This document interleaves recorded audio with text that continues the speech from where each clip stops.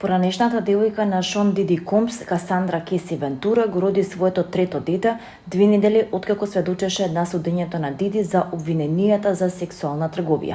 Според TMZ, Кеси родила машко бебе во болница во Њујорк.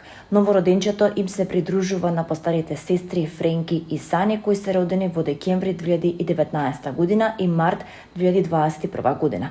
Вентура им откри на своите следбеници на Инстаграм во февруари 2024 година дека го очекува своето трето дете.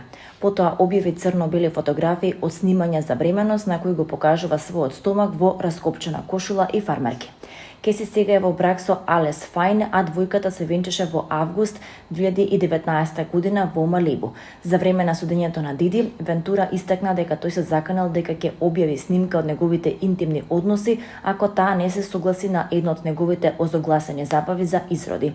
Кеси првпат го спомена овој разговор првиот ден од незиното сведочење, а потоа рече дека заканата за објавување на снимката ја натерала да се чувствува заробена и дека на фрикот во Њујорк се согласила Диди да престане да ја се заканува. Таа исто така откри дека Диди ја натерал да го промени имиџот и да избричи дел од главата. Таа рекла дека во 2009 година тој и рекол да ја избричи главата бидејќи нејзината долга коса му изгледала премногу мексиканска. Таа го послуша, а нејзината фризура стана заштитен знак додека ја градеше својата музичка кариера. Една од најистакнатите музички ѕвезди на Балканот, Неда Украден, сними нова верзија на својот легендарен хит "Здораје" во познатото лондонско студио. Оваа песна, која пред точно 40 години заземаше значајно место на музичката сцена на поранешна Југославија, сега доби ново симфонијско руво благодарение на соработката со Кралската филхармонија. Видливо возбудена и емотивна, Неда не крие колку многу и значи овој момент. Дојде тој ден, изјавила пејачката, нагласувајќи дека е пресреќна што токму песната што го одбележи почетокот на незината кариера, сега добива таков уметнички врв.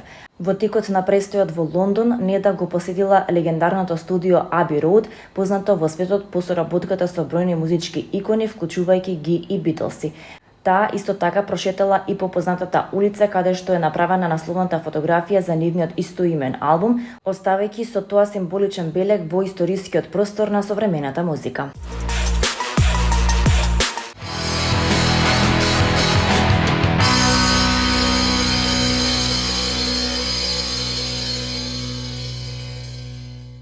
Романот "Светот што го избрав" на писателката, професорка и книжевна преведувачка Калина Малеска во издание на Или е годинашниот добитник на наградата Рома на годината која ја доделува фондацијата Славко Јаневски. Покрај плакета и статуетка, Малеска доби и парична награда од 150.000 денари. Свеченото врачување на наградата Славко Јаневски во Драмски театар се одржа по 26 пат во Джез Амбиент. Станува збор за извонреден безвременски роман што ќе може да се чита и препрочитува во сите времиња и простори. Кус, концизен, маестрално напишан, "Светот што го избрав" е храбро сведоштво на женскиот лик кој поминува низ сопствените, но и низ преобразбите на светот што го избираме, дури откако сам ни се наметнал избор што не само него оправдал, туку со него ни нанел штета и тага. Се вели меѓу другото во образложението на жирито.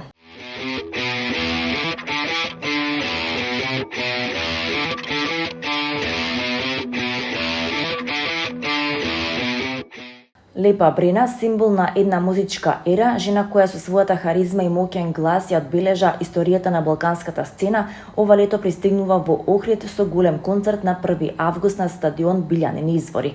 Концертот е дел од низината турнеја "Имам песму да вам певам", која веќе беше проследена со аплаузи и распродадени арени во Белград, Загреб, Љубљана и други градови низ регионот. Брена во Охрид ќе ги отпее најголемите хитови од низината кариера, песни што не се само ноти, туку емоции. Химни на неколку генерации кои ден денес се пеат со иста страст и љубов. Од Југословенка и Ти си мој грех до Луда за тобом и многу други, публиката ќе има можност да ги доживее во живо на начин што само Брена знае да го приреди. Продукцијата ќе биде на највисоко ниво, импресивна сценографија, врвни музичари, светлосни и звучни ефекти кои ќе го претворат Охридскиот стадион во светска сцена.